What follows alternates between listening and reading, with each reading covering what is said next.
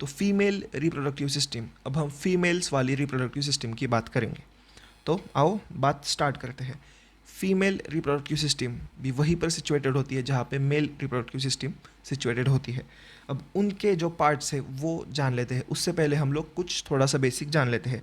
Female reproductive system, the female reproductive the female germ cell और the egg are made in ovaries. अब sir ये ovaries कहाँ पे है, कैसी है, सब कुछ जान लेते हैं। उससे पहले हम एक बेसिक चीज़ जान लेंगे। फीमेल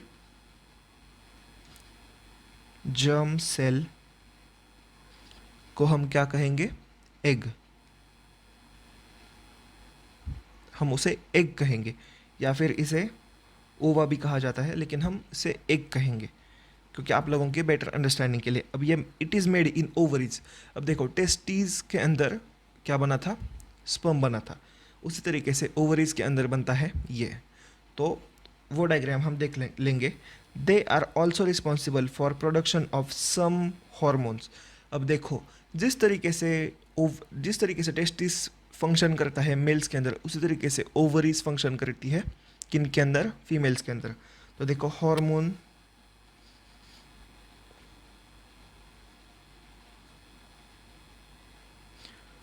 प्रोड्यूस्ड इन ओवरी, जिसका नाम है, ये नाम काफ़ी ज़्यादा इंपॉर्टेंट है, ईस्ट्रोजन। ईस्ट्रोजन, जिस तरीके से मेल्स में टेस्टोस्टेरॉन होता है, उसी तरीके से फीमेल्स में होता है ईस्ट्रोजन, जो फीमेल के primary and secondary sexual characters को जो है मतलब सेकेंड कैरेक्टर्स को शो अप करता है, या फिर उन सेकेंडरी कैरेक्टर्स को मतलब ये इसे हम कैसे कह सकते हैं। तो इस हार्मोन की वजह से primary and secondary sexual characters हमें दिख जाते हैं, बेटर वर्ड्स। ओके, तो ह्यूमन फीमेल रिप्रोडक्टिव सिस्टम देख लो किस तरीके से होता है। अब देखो यहाँ पे ये हो गया ओवरी, ये हो गई ओविडक्ट या फिर फैलोपियन ट्यूब्स। हर किसी का फंक्शन मैं बताऊंगा। सबसे पहले आप ऑर्गन्स देख लो, ठीक है। ये हो गया यूट्रस, ये पूरा का पूरा जो है इसे यूट्रस कहा जाता है, ये सिर्फ इतना सा नहीं है, ओके। उसके बाद ये हो गया सर्विक्स, ये हो गया vagina. This is 1 2 3 4 5 basic organs in female reproductive system जो हम अब जानेंगे। देखो हर किसी का अब फंक्शन जानेंगे हम। ओवरी का फंक्शन क्या है, ओवरी हार्मोन प्रोडक्शन, एग के प्रोडक्शन में, एग के प्रोडक्शन में नहीं वैसे, लेकिन मतलब एग्स होते हैं उसके अंदर। दूसरी चीज़ fallopian tube, fallopian tube, fallopian tubes का काम होता है कैरी करना। क्या कैरी करना, एग्स को कैरी करना, ओके। यूट्रस का काम क्या होता है, यूट्रस का काम होता है कि जो एम्ब्रियो है, अब ये एम्ब्रियो क्या है, ओके ठीक है, आप लोग समझ लो, जो भी बेबी होगा तो उस बेबी को कैरी करना इसका काम है।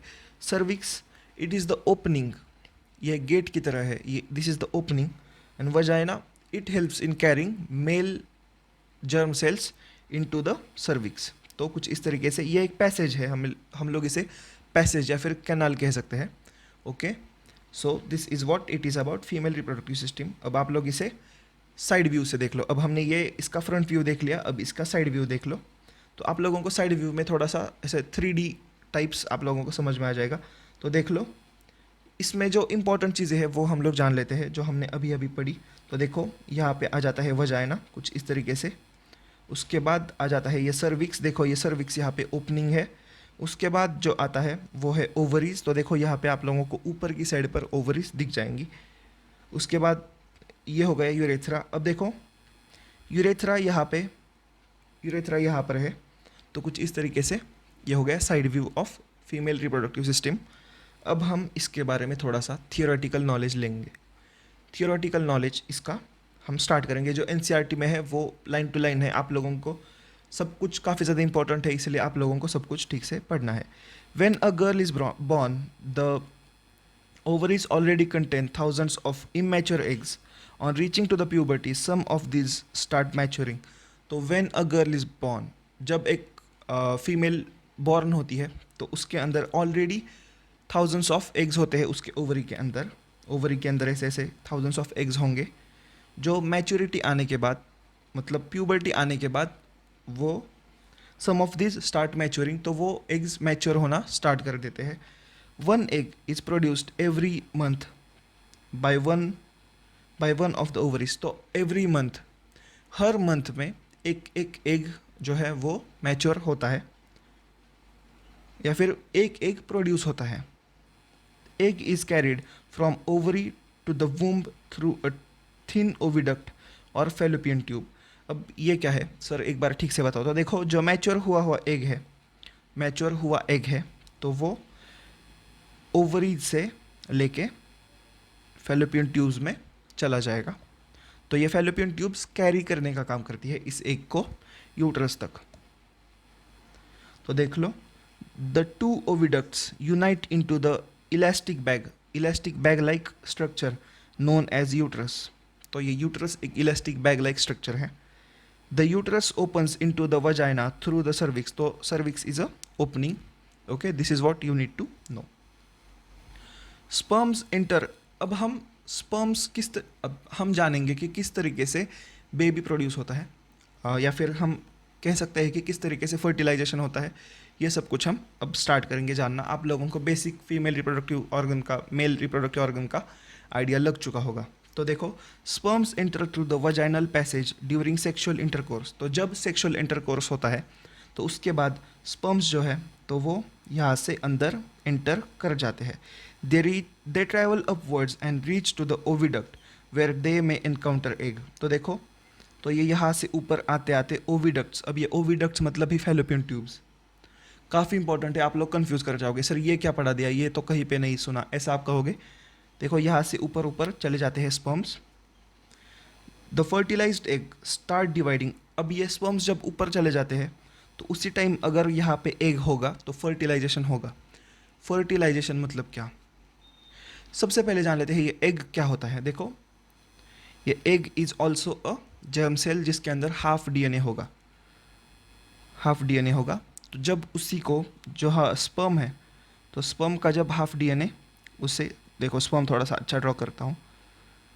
तो स्पर्म का जब हाफ डीएनए मिल जाएगा तो ये दोनों मिला के एक फुल डीएनए बनाएंगे और इसका एक सेल बन जाएगा. दो सेल्स का मिला के एक सेल बन जाएगा जिसको हम कहेंगे नया सेल नहीं, या फिर डॉटर सेल नहीं कहेंगे, हम इसे कहेंगे जाइगोट. ओके, तो देखो, द फर्टिलाइज्ड एग मतलब जो फर्टिलाइज हुआ एग है जिसे हम जाइगोट कहते हैं, starts dividing and forms a ball of cells called as embryo. तो जब ये फर्टिलाइजेशन हो जाएगा, अब देखो यहाँ पे मैंने डायग्राम्स बनाई है ताकि आप लोगों को ये थोड़ा सा इमेजिन करने में, या फिर जब भी आप लोग इसे पढ़े हो तो आप लोगों को एक थोड़ा सा विजुअल आइडिया लग जाए. इसलिए देखो, जब एग और स्पर्म जब रिप्रोड्यूस करेंगे तो उसके बाद एक जाइगोट फॉर्म होगा. फर्टिलाइज करेंगे तब एक जाइगोट फॉर्म होगा. अब ये जाइगोट धीरे धीरे, मतलब फर्टिलाइज्ड एग मतलब स्पर्म जब जाएगा तो वो एग को फर्टिलाइज करेगा. फर्टिलाइज किया हुआ एग है तो वो डिवाइड करके, मतलब जो जाइगोट स्टेज में है वो डिवाइड करके क्या बन जाएगा, जो है टू स्टेज, तो वो 2 सेल्स में बट जाएगा. उसके बाद वो 4 सेल्स में बट जाएगा. उसके बाद वो 8 सेल्स में बट जाएगा. तो इसे हम कहते हैं एम्ब्रियो. एम्ब्रियो बाद में कन्वर्ट हो जाता है मोरुल्ला में. उसके बाद अब ये आप लोगों को जानने की ज़रूरत नहीं है आगे क्या हो जाता है, लेकिन आप लोगों को बस ये एम्ब्रियो जानना है. तो अगर एग फर्टिलाइज हो गया तो एग क्या हो जाएगा, एक ग्रुप ऑफ सेल बनेगा. अब जैसे जैसे ये ग्रुप ऑफ सेल बनता जाएगा तो वो धीरे धीरे जो यूटरस है उसकी तरफ मूव करना स्टार्ट कर देगा. Embryo is implanted in the lining of uterus. कुछ यहाँ पे, अब ये लाइनिंग्स ऑफ यूटरस कहाँ पे है मैं आप लोगों को बता दूँ, यहाँ पर. तो these are linings of uterus. तो वहाँ पर ये चिपक जाता है. Where they continue to grow and develop organs to become foetus. अब ये फीटस क्या है, नया वर्ड. उससे पहले हम लोग जान लेते हैं एम्ब्रियो क्या होता है. एम्ब्रियो एक सेल का गोला होता है, सेल्स का गोला होता है, जो जाके बाद में यूट्रस में कहीं पर चिपक जाता है, जहाँ से वो न्यूट्रिएंट्स लेता है, खाना लेता है, पानी लेता है, और नई नई सेल्स डिवाइड होना स्टार्ट कर देती है.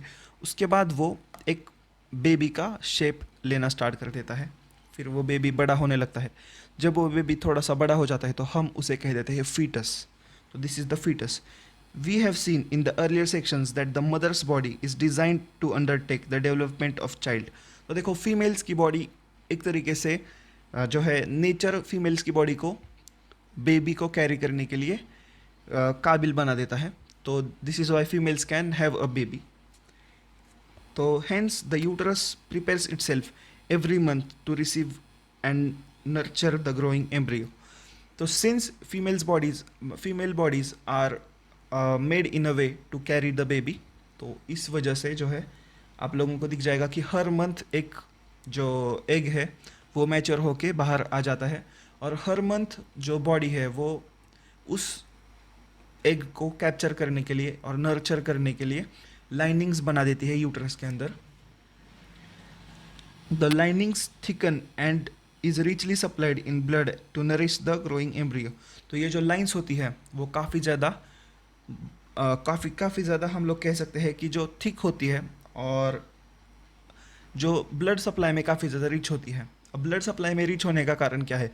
बिकॉज वो जो सेल है अगर फर्टिलाइज हो गया तो वो जो सेल है ना वो काफ़ी ज़्यादा छोटा होता है और उसे काफ़ी ज़्यादा खाना चाहिए होता है ताकि वो डिवाइड कर सके। अब ये खाना मिलने के लिए काफ़ी ज़्यादा उसे मतलब काफ़ी ज़्यादा जितना ज़्यादा ब्लड का सप्लाई ऑक्सीजन रिच होगा या फिर जितना ज़्यादा ब्लड सप्लाई होगा उस टिश्यू में जिसकी तरफ वो आने वाला है तो उतना उसे ज़्यादा न्यूट्रिशन मिलता रहेगा। सो this is the reason why वो हर महीने वो लाइनिंग ग्रोथ होती रहती है और वो कम होती रहती है। तो हम लोग वो जान लेते हैं। देखो कुछ इस तरीके से ये मैच्योर होके एक बाहर निकल जाता है। उसके बाद देखो यहाँ पर जाइगोट बन जाता है अगर यहाँ पे स्पर्म्स हो तो, अगर नहीं होंगे तो मतलब सवाल ही नहीं कैसे बनेगा जाइगोट। तो ये जाइगोट बन जाता है। जाइगोट आगे जाके मतलब आगे आगे मूव होता है जैसे जैसे वो बड़ा हो जाता है। उसके बाद वो यहाँ पर आके यहाँ पे या फिर यहाँ पे या फिर यहाँ पे खुद को अटैच कर लेता है। अब देखो दीज आर लाइनिंग्स, जो सॉफ्ट स्पॉन्जी टिश्यू होता है जहाँ पे ब्लड बहुत ज़्यादा होता है या फिर ब्लड का कांटेक्ट बहुत ज़्यादा होता है, ऑक्सीजन रिच भी होता है, तो यहाँ पर आके वो यूट्रस वो जो एम्ब्रियो है वो यूट्रस में कहीं पर एम्बेड हो जाता है। तो वो बताने के लिए मैंने ये डायग्राम डाला है किस तरीके से एम्बेड हो जाता है। अब देखो ये कुछ इस तरीके से टिश्यू के अंदर inside wall of the mother's uterus, तो मदर के यूट्रस के अंदर कुछ इस तरीके से वो बॉल जो है सेल्स का तो वो वहाँ पे ऐसे चिपक जाता है। उसके बाद मदर की जो बॉडी है वो उसे हल्का सा कवर कर लेती है। उसका डायग्राम देखो यहाँ पे आप लोग देख पाओगे कुछ इस तरीके से कवर किया जाता है ताकि उसकी ग्रोथ प्रॉपरली हो सके। अब ये डायग्राम्स 10th वाले बच्चों के लिए इतनी ज़्यादा इंपॉर्टेंट नहीं है, लेकिन आप लोगों को बस मैं थोड़ा सा इन्फॉर्मेशन दे रहा हूँ। देखो दिस इज़ प्लेसेंटा। अब ये प्लेसेंटा क्या है? जहाँ से उस बेबी को खाना मिलेगा, न्यूट्रिशन मिलेगा, तो वो चीज़ है placenta. This is special tissue that is made for nourishing the baby. अब उससे पहले हम लोग ये जान लेते हैं the embryo gets the embryo gets nutrition from mother's blood which with the help of special tissue called as placenta। तो प्लेसेंटा नाम के स्पेशल टिश्यूज से बेबी को जो है न्यूट्रिशन मिलता रहता है। हम पानी का ब्रेक ले लेते हैं छोटा सा।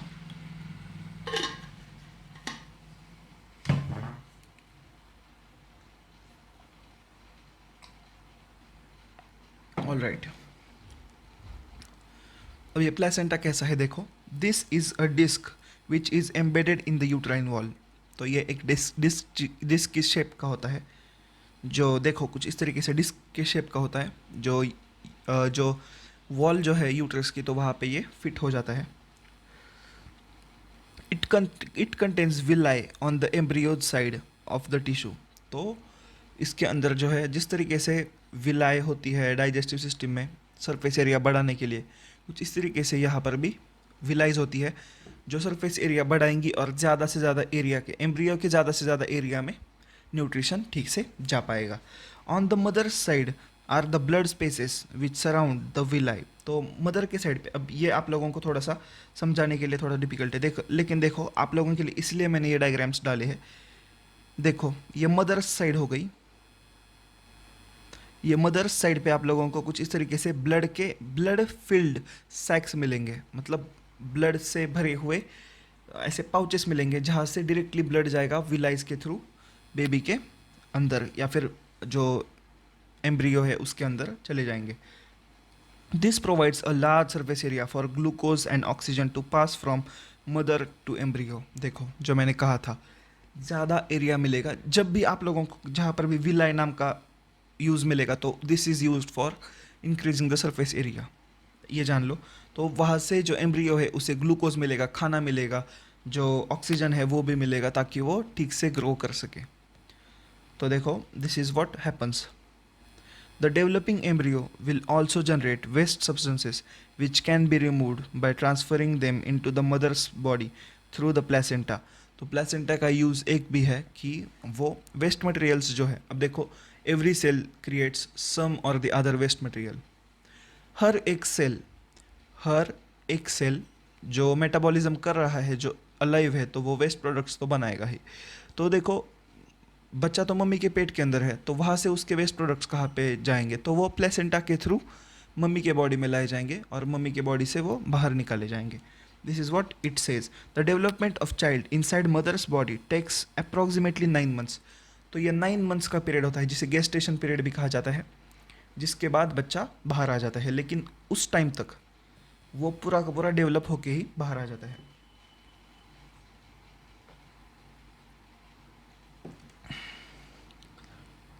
तो यूजुअली ह्यूमन बेबीज़ में डेवलपमेंट होती है, तो वो होती है ऑलमोस्ट 9 मंथ्स की.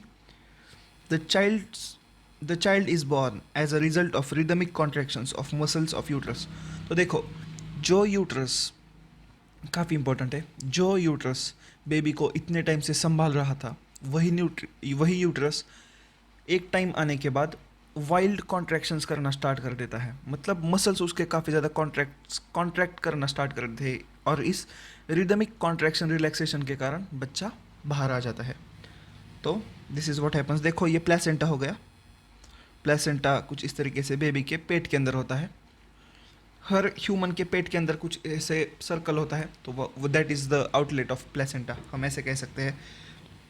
तो देखो ये यहाँ पे बच्चा है मम्मी के पेट के अंदर, ये प्लेसेंटा हो गया. अब ये जो यूट्रस का वॉल है वो कॉन्ट्रैक्ट करेगा और बच्चा बाहर निकल जाएगा, एंड बच्चा विल बी अलाइव. तो देखो कुछ इस तरीके से फीटस इन यूट्रस आप लोगों को दिख जाएगा.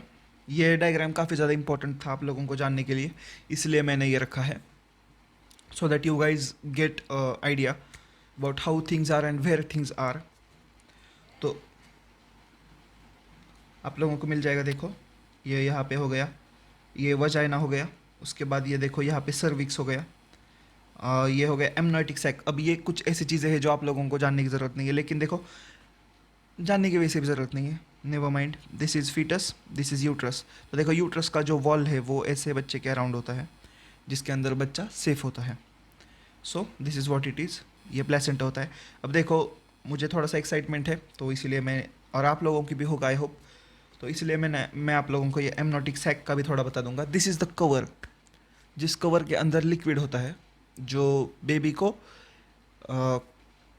कैसे कह सकते हैं, बेबी के बेटर सर्वाइवल के लिए बेबी को ऐसे फ्लूइड में रखा जाता है. बेबी जब मम्मी के अंदर होता है तो वो वहाँ पे ब्रीथ नहीं कर पाता, और इसीलिए उसके अराउंड एक फ्लूइड होता है, पानी होता है आप कह सकते हो, जिसके अंदर वो जो फीटस है वो सस्पेंडेड होता है. So this is what it is. अब ये जो हमने जाना तो वो था जब सेक्सुअल इंटरकोर्स हो और जब स्पर्म फर्टिलाइज करे और उसके बाद एग की डेवलपमेंट हो. लेकिन 99.99 टाइम्स जो है एग्स फर्टिलाइज नहीं होते. तो what happens when the egg is not fertilised, ये भी काफ़ी इंपॉर्टेंट सवाल है. क्या होगा अगर एग फर्टिलाइज नहीं होगा? तो काफ़ी ऑब्वियस है. अब क्या करेगा बॉडी उस एग को अंदर ही रख के? तो बॉडी उसे बाहर लीव करने की कोशिश करता है. वो कैसे करता है ये हम अब जानेंगे. तो देखो if the egg is not fertilised, अब देखो एग जब आ रहा होता है यूट्रस के अंदर, तो यूट्रस स्पेशल वॉल्स बना देता है ताकि बेबी को, या फिर अब यूट्रस तो समझ लेता है कि बेबी ही आने वाला है, लेकिन हर बार बेबी आए ऐसा पॉसिबल ही नहीं है मतलब। तो वो लाइंस को ब्रेक की जाती है और वो लाइंस बाहर छोड़ी जाती है। तो वो किस तरीके से होता है हम जान लेते हैं। If the egg is not fertilised it lives for about 1 day, तो सिर्फ एक दिन के लिए वो रह जाता है। Since the ovary releases 1 egg every month, the uterus also prepares itself every month to receive a fertilised egg. तो ये मंथ ऑन मंथ जो है वो ये चीज़ चलती रहती है।